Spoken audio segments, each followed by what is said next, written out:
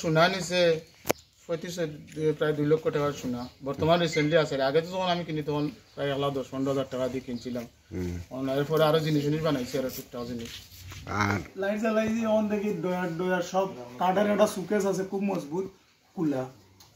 লগে লগে ফোন দিছি সব রে, আমার আত্মীয় স্বজন তারেও দিছি, আমার ছোট ভাইয়েরও দিছি, ফোন ধরছে না।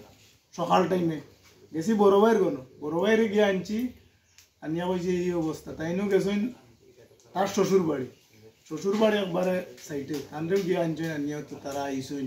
আইয়া দেখা যায় মনে শোনা হবে না নাই। ফোন করার বাদে তার বই কেন খান দিয়া বুঝতর বলে আমার শোনা গয়না সব আসিল করো। আইয়া দেখে কিচ্ছু নাই। ওটাও ওটা ভাঙ্গি আছে মোবাইল আওয়াজ ফাঁসার মানুষের ওটা ভাঙছে। চাবি দি খুলছে কোন সুটটা, এটা মানে একেবারে নিকটবর্তী। আর অতএব চাবি এটাও ইয়দি ভাঙছে না। আমরা তো গ্রামে এটা চাবি দি করছে এই মাটির চিহ্ন দেখা এই দরজাটা খুলতে পারবো না, খুলে তো ফোর দেওয়াই তো